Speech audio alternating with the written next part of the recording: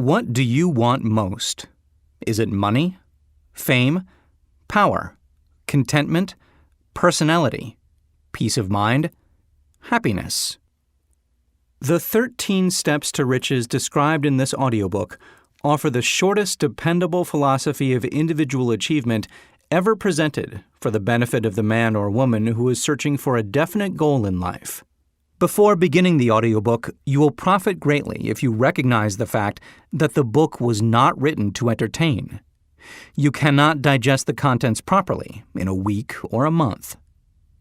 After reading the book thoroughly, Dr. Miller Reese Hutchison, nationally known consulting engineer and longtime associate of Thomas A. Edison, said, "This is not a novel.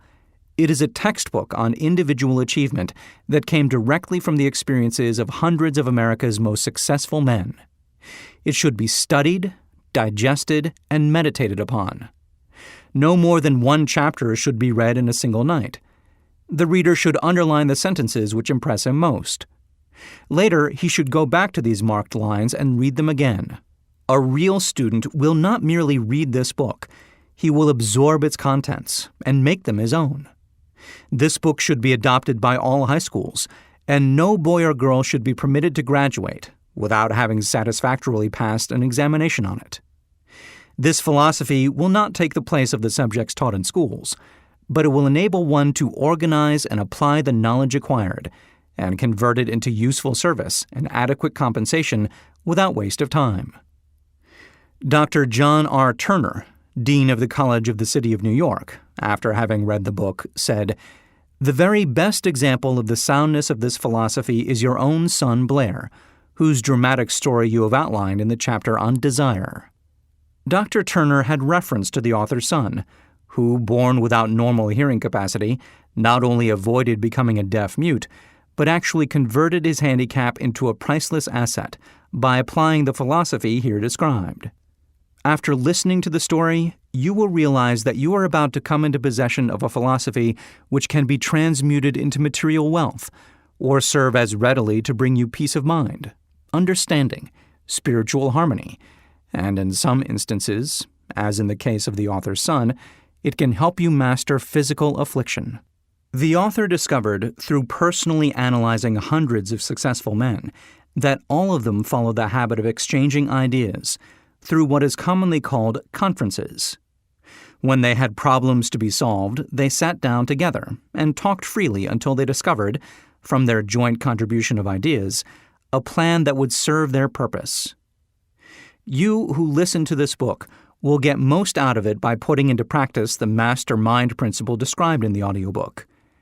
This you can do, as others are doing so successfully, by forming a study club, consisting of any desired number of people who are friendly and harmonious. The club should have a meeting at regular periods, as often as once each week.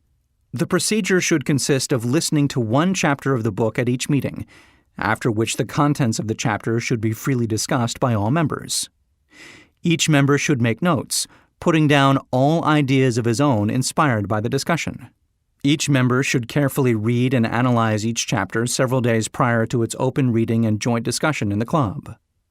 By following this plan, every listener will get from the audio program not only the sum total of the best knowledge organized from the experiences of hundreds of successful men, but more important by far, he will tap new sources of knowledge in his own mind, as well as acquire knowledge of priceless value from every other person present. If you follow this plan persistently, you will be almost certain to uncover and appropriate the secret formula by which Andrew Carnegie acquired his huge fortune, as referred to in the author's introduction. Tributes to the author from great American leaders. Think and Grow Rich was 25 years in the making. It is Napoleon Hill's newest book, based upon his famous Law of Success philosophy. His work and writings have been praised by great leaders in finance, education, politics, government. Supreme Court of the United States, Washington, D.C. Dear Mr. Hill, I have now had an opportunity to finish reading your Law of Success textbooks, and I wish to express my appreciation of the splendid work you have done in the organization of this philosophy. It would be helpful if every politician in the country would assimilate and apply the 17 principles upon which your lessons are based. It contains some very fine material, which every leader in every walk of life should understand. I am happy to have had the privilege of rendering you some slight measure of help in the organization of this splendid course of common sense philosophy. Sincerely yours, William H. Taft, former President and former Chief Justice of the United States. King of the 5 and 10 cent stores. By applying many of the 17 fundamentals of the law of success philosophy, we have built a great chain of successful stores. I presume it would be no exaggeration of fact if I said that the Woolworth Building might properly be called a monument to the soundness of these principles. F. W. Woolworth. A great steamship magnate. I feel greatly indebted for the privilege of reading your Law of Success. If I had had this philosophy 50 years ago, I suppose I could have accomplished all that I have done in less than half the time. I sincerely hope the world will discover and reward you. Robert Dollar. Famous American labor leader. Mastery of the Law of Success philosophy is the equivalent of an insurance policy against failure. Samuel Gompers. A former President of the United States. May I not congratulate you on your persistence? Any man who devotes that much time must of necessity make discoveries of great value to others. I am deeply impressed by your interpretation of the mastermind principles, which you have so clearly described. Woodrow Wilson. A merchant prince. I know that your 17 fundamentals of success are sound because I have been applying them in my business for more than 30 years. John Wanamaker. World's largest maker of cameras. I know that you are doing a world of good with your Law of Success. I would not care to set a monetary value on this training because it brings to the student qualities which cannot be measured by money alone. George Eastman. A nationally known business chief. Whatever success I may have attained, I owe entirely to the application of your 17 fundamental principles of the Law of Success. I believe I have the honor of being your first student. William Wrigley, Jr. Publisher's Preface. This audiobook conveys the experience of more than 500 men of great wealth who began at scratch, with nothing to give in return for riches except thoughts, ideas, and organized plans. Here you have the entire philosophy of money-making, just as it was organized from the actual achievements of the most successful men known to the American people during the past 50 years. It describes what to do, also how to do it. It presents complete instructions on how to sell your personal services. It provides you with a perfect system of self-analysis that will readily disclose what has been standing between you and the big money in the past. It describes the famous Andrew Carnegie formula of personal achievement, by which he accumulated hundreds of millions of dollars for himself and made no fewer than a score of millionaires of men to whom he taught his secret. Perhaps you do not need all that is to be found in the audiobook. No one of the 500 men from whose experiences it was written did. But you may need one idea, plan, or suggestion to start you toward your goal. Somewhere in the audiobook you will find this needed stimulus.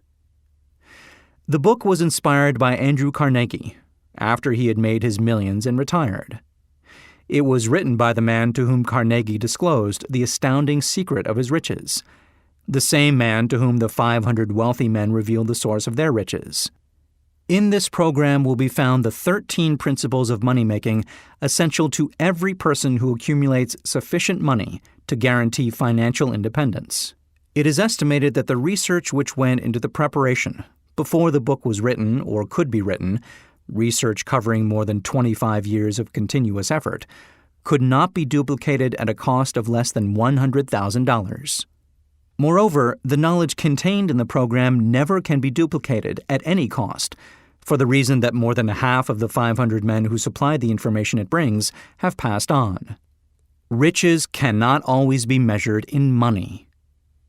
Money and material things are essential for freedom of body and mind. But there are some who will feel that the greatest of all riches can be evaluated only in terms of lasting friendships, harmonious family relationships, sympathy and understanding between business associates, and introspective harmony, which brings one peace of mind measurable only in spiritual values. All who read, understand, and apply this philosophy will be better prepared to attract and enjoy these higher estates, which always have been and always will be denied to all except those who are ready for them.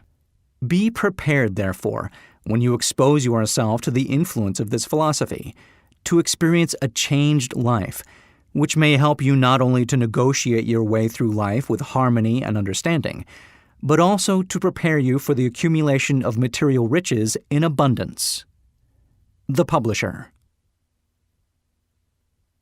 Author's Preface. In every chapter of this audiobook, mention has been made of the money-making secret which has made fortunes for more than 500 exceedingly wealthy men whom I have carefully analyzed over a long period of years. The secret was brought to my attention by Andrew Carnegie more than a quarter of a century ago. The canny, lovable old Scotsman carelessly tossed it into my mind when I was but a boy. Then he sat back in his chair with a merry twinkle in his eyes and watched carefully to see if I had brains enough to understand the full significance of what he had said to me. When he saw that I had grasped the idea, he asked if I would be willing to spend 20 years or more preparing myself to take it to the world, to men and women who, without the secret, might go through life as failures. I said I would, and with Mr. Carnegie's cooperation, I have kept my promise. This book contains the secret, after having been put to a practical test by thousands of people in almost every walk of life.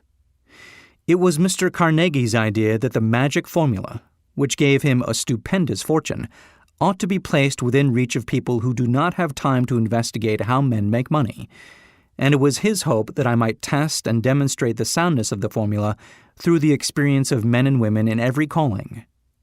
He believed the formula should be taught in all public schools and colleges, and expressed the opinion that if it were properly taught, it would so revolutionize the entire educational system that the time spent in school could be reduced to less than half.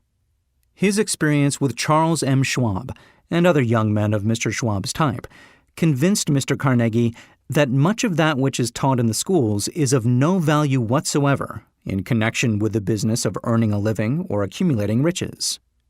He had arrived at this decision because he had taken into his business one young man after another, many of them with but little schooling, and by coaching them in the use of this formula, developed in them rare leadership. Moreover, his coaching made fortunes for every one of them who followed his instructions. In the chapter on faith, you will hear the astounding story of the organization of the giant United States Steel Corporation, as it was conceived and carried out by one of the young men through whom Mr. Carnegie proved that his formula will work for all who are ready for it. This single application of the secret by that young man, Charles M. Schwab, made him a huge fortune in both money and opportunity. Roughly speaking, this particular application of the formula was worth $600 million. These facts, and they are facts well known to almost everyone who knew Mr. Carnegie, give you a fair idea of what listening to this audio program may bring to you, provided you know what it is that you want. Even before it had undergone 20 years of practical testing, the secret was passed on to more than 100,000 men and women who have used it for their personal benefit, as Mr. Carnegie planned that they should. Some have made fortunes with it. Others have used it successfully in creating harmony in their homes. A clergyman used it so effectively that it brought him an income of upwards of $75,000 a year. Arthur Nash, a Cincinnati tailor, used his near-bankrupt business as a guinea pig on which to test the formula. The business came to life and made a fortune for its owners. It is still thriving, although Mr. Nash has gone. The experiment was so unique that newspapers and magazines gave it more than $1 million worth of laudatory publicity. The secret was passed on to Stuart Austin Weir of Dallas, Texas. He was ready for it, so ready that he gave up his profession and studied law. Did he succeed? That story is told too. I gave The Secret to Jennings Randolph the day he graduated from college, and he has used it so successfully that he is now serving his third term as a member of Congress, with an excellent opportunity to keep on using it until it carries him to the White House. While serving as advertising manager of the LaSalle Extension University, when it was little more than a name, I had the privilege of seeing J.G. Chaplin, president of the university, use the formula so effectively that he has since made the LaSalle one of the great extension schools of the country. The secret to which I refer has been mentioned no fewer than 100 times throughout this audiobook. It has not been directly named, for it seems to work more successfully when it is merely uncovered and left in sight, where those who are ready and searching for it may pick it up. That is why Mr. Carnegie tossed it to me so quietly, without giving me its specific name. If you are ready to put it to use, you will recognize this secret at least once in every chapter. I wish I might feel privileged to tell you how you will know if you are ready, but that would deprive you of much of the benefit you will receive when you make the discovery in your own way. While this book was being written, my own son, who was then finishing the last year of his college work, picked up the manuscript of Chapter 2, read it, and discovered the secret for himself. He used the information so effectively that he went directly into a responsible position at a beginning salary greater than the average man ever earns. His story has been briefly described in Chapter 2. When you listen to it, perhaps you will dismiss any feeling you may have had at the beginning of the program that it promised too much.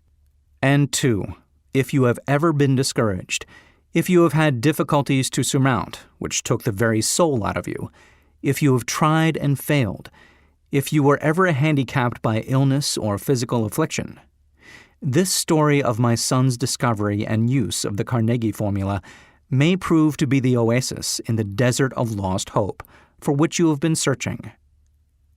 This secret was extensively used by President Woodrow Wilson during the World War.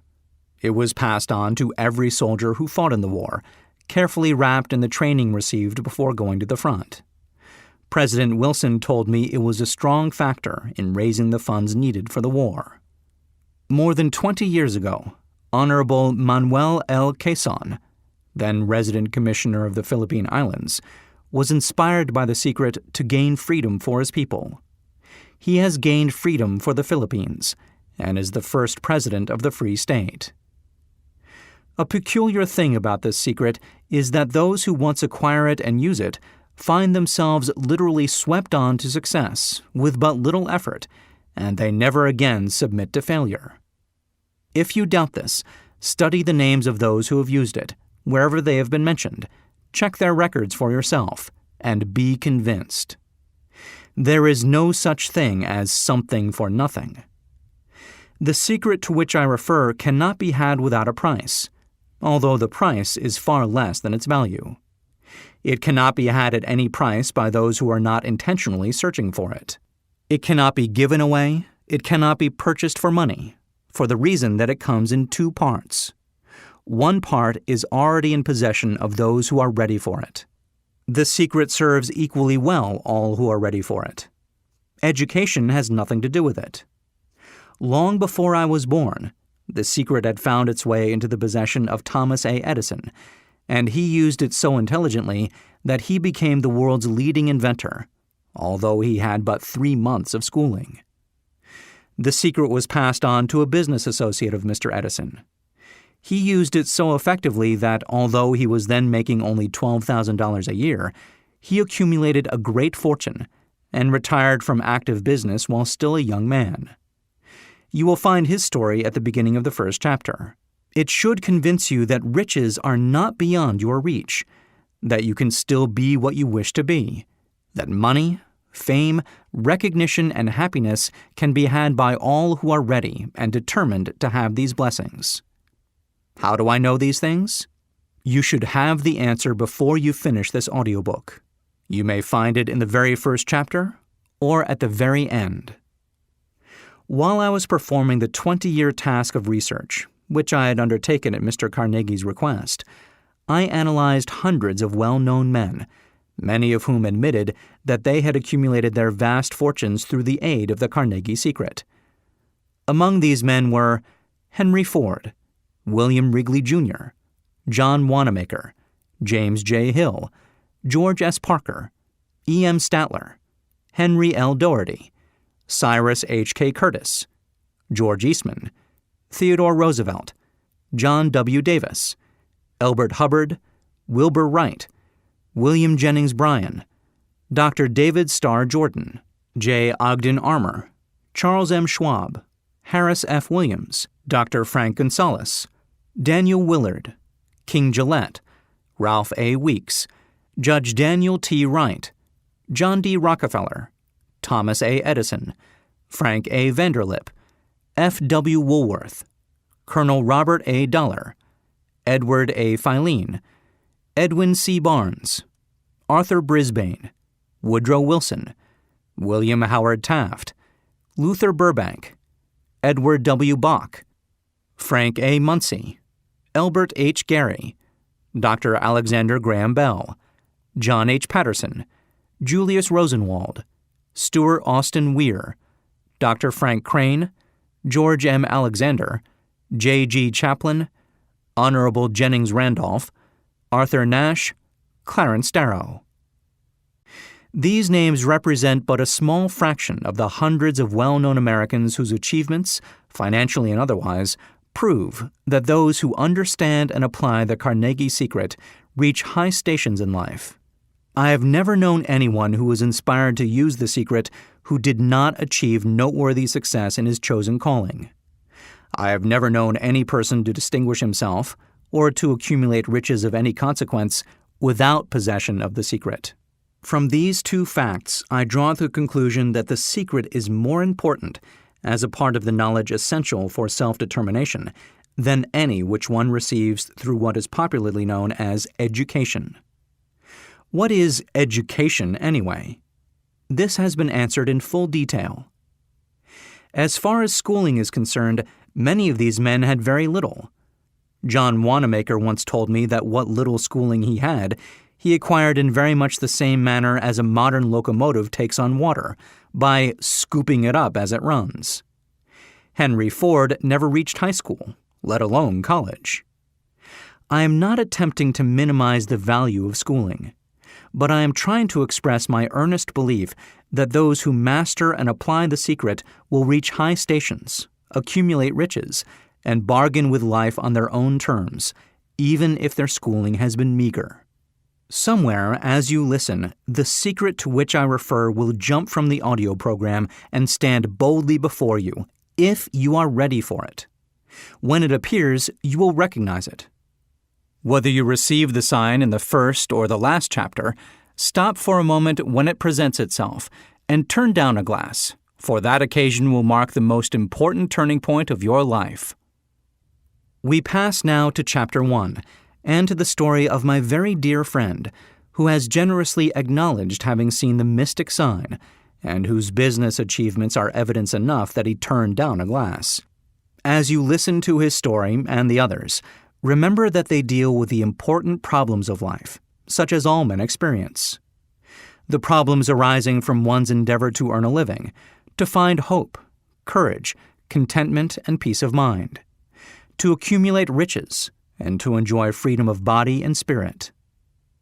Remember, too, as you go through the audio program, that it deals with facts and not with fiction, its purpose being to convey a great universal truth through which all who are ready may learn not only what to do, but also how to do it, and receive as well the needed stimulus to make a start.